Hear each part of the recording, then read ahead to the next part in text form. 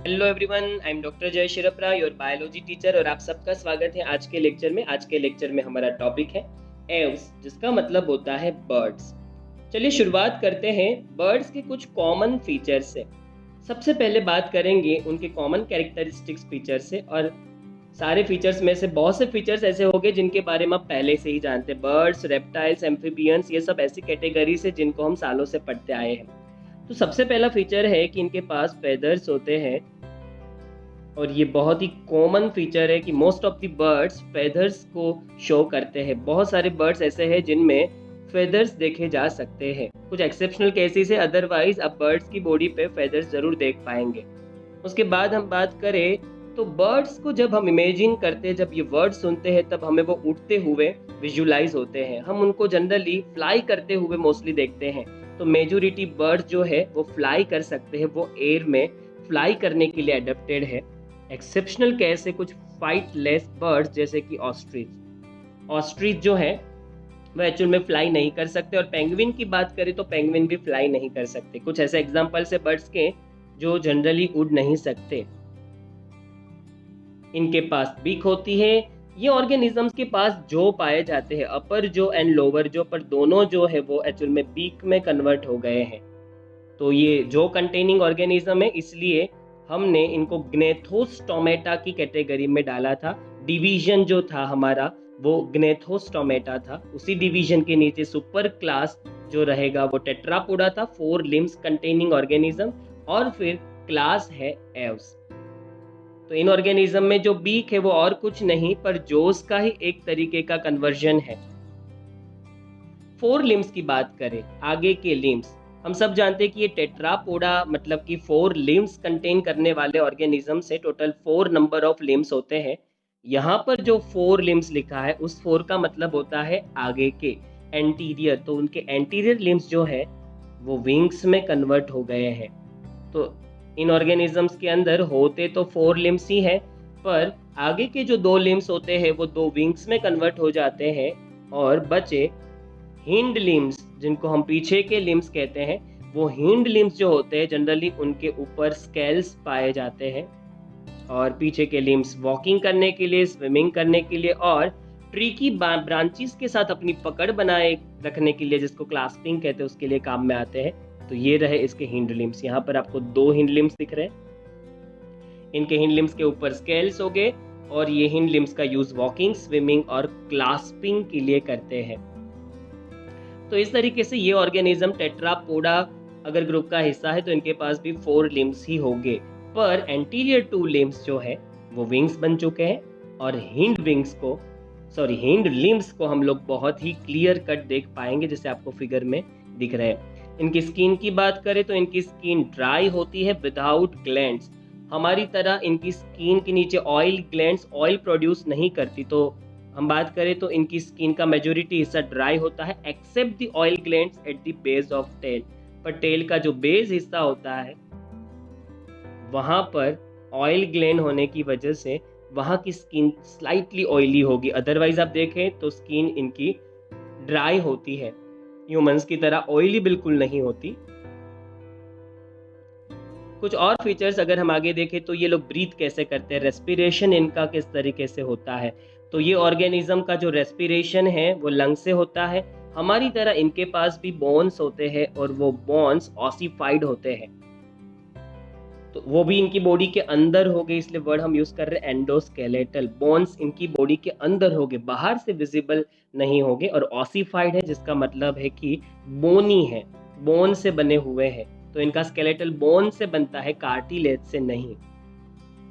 इनकी बॉडी में जो लॉन्ग बोन्स होते हैं, उन लॉन्ग बोन्स में हम बात करें तो लॉन्ग बोन्स अंदर से थोड़े हॉलो होते हैं, खोखले आप कह सकते हैं। और लॉन्ग बोन्स में जो जगह होती है उसमें छोटी छोटी एयर कैविटीज बन जाती है, जिसको न्यूमेटिक भी कहते हैं। तो लॉन्ग बोन्स में छोटे छोटे छेद हो गए, हॉल्स हो गए, हॉलो हो गए ये लॉन्ग बोन्स, इनमें एयर कैविटीज पाई जाएगी। इससे इनको फायदा ये मिलेगा कि इनका वेट जो वो हल्का हो जाएगा, और वो फ्लाई करने के लिए या उड़ने के लिए ज्यादा बेटर कंडीशन क्रिएट करेगा। अगर हम आगे की बात करें तो डाइजेस्टिव ट्रैक्ट अगर हम बर्ड्स का देखें तो उनमें एडिशनल चैम्बर्स पाए जाते हैं। इनमें जनरली 2 चैम्बर होते हैं। क्रोप नाम का एक एडिशनल चैम्बर होता है इनमें, जिनमें ये लोग अपने सीड्स जो है, जो खाना है, उसको स्टोर कर सकते हैं। कई बार हम लोग देख रहे होते हैं कि मदर जो है वो सीड्स को खाती है और फिर अपने बेबीज को खिलाने के लिए ले जाती है। तो जब वो सीड को खाती है तब वो कलेक्ट करती है उनको क्रॉप के अंदर, और जब वो अपने बेबीज के पास नेस्ट तक पहुंचती है उसके बाद वो ये इन सीड्स को क्रॉप में से निकाल कर अपने बेबी को खिलाती है।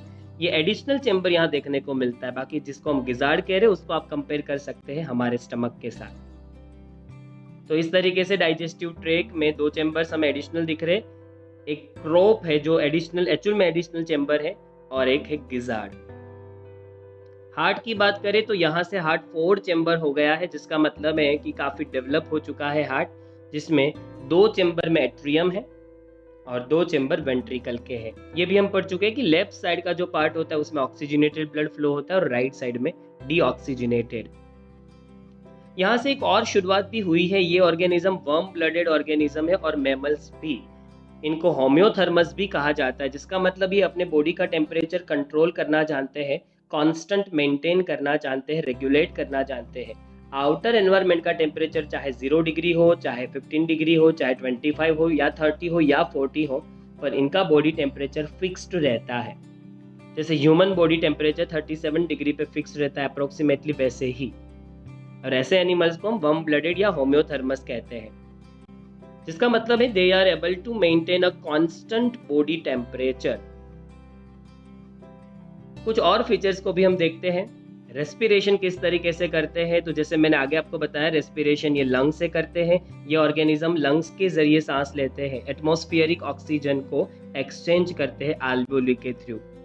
इनकी बॉडी में एक एडिशनल एयर सैक होती है जो लंग के साथ जुड़ी हुई होती है। जब वो हवा में उड़ते हैं तब वो सैक में वो एडिशनल हवा भरते हैं। हम एक कार्टून इमेज बनाते हैं फिलहाल लंग की। जैसे मान लो ये एक लंग स्ट्रक्चर है, तो 2 लंग्स हमने बना लिए। जनरली हमारी बॉडी में सिर्फ 2 लंग्स ही ऐसे होते हैं, पर इनकी बॉडी की बात करूँ तो लंग्स के साथ इस तरीके से एक एडिशनल चैम्बर भी जुड़ा हुआ होगा और इसको हम एयर सैक्स कहेंगे। ये एयर सैक्स जो है वो सप्लीमेंट रेस्पिरेशन के लिए काम में आएगी। मतलब नॉर्मली तो इनको यहाँ पर हवा भरने की कोई ज़रूरत नहीं है, पर जब ये फ्लाई करते हैं तब अपनी बॉडी को हल्का बनाने के लिए ये एडिशनल जो सैक लंग्स के साथ जुड़ी हुई हमें दिख रही है उसके अंदर ये लोग एयर जमा करेंगे, जिससे इनका बॉडी का जो वेट है वो और हल्का हो जाएगा। हवा भरने की वजह से इनकी बॉडी हवा में उड़ने के लिए, फ्लाई करने के लिए कैपेबल हो जाएगी या ज़्यादा सुपीरियर कंडीशन को क्रिएट करेगी।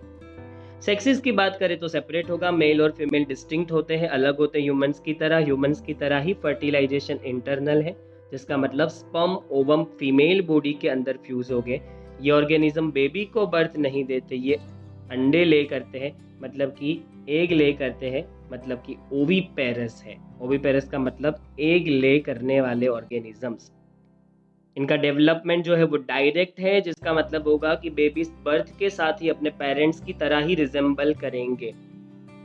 एग्जाम्पल से इस टॉपिक को हम खत्म करते हैं। और बर्ड्स के एग्जाम्पल आप सब जानते हैं। वैसे तो आप सीनियर जूनियर केजी में थे, फर्स्ट स्टैंडर्ड सेकंड स्टैंडर्ड में थे, तभी आप लोगों ने बर्ड्स के एग्जाम्पल्स पढ़ लिए थे। तो बर्ड्स में कौन कौन से एग्जाम्पल्स आते हैं, एव्स में कौन कौन से एग्जाम्पल आते हैं, क्रो, पिजियन। पर यहाँ पर कुछ आगे आपको नाम दिख रहा है जैसे कि कोलंबा, तो ये साइंटिफिक नेम है। उसके बाद हम बात करें तो पैरट, ऑस्ट्रिच, पीकॉक, पेंगुइन, और ये जो फिगर आपको दिख रखी है वो है वल्चर। तो यहाँ तक था क्लास एव्स, या फिर जिसको हम बर्ड्स के नाम से भी जानते हैं। और नेक्स्ट लेक्चर में मिलेंगे लास्ट क्लास के साथ, इस चैप्टर की last animal category, last topic के साथ, जिसका नाम है मेमल्स।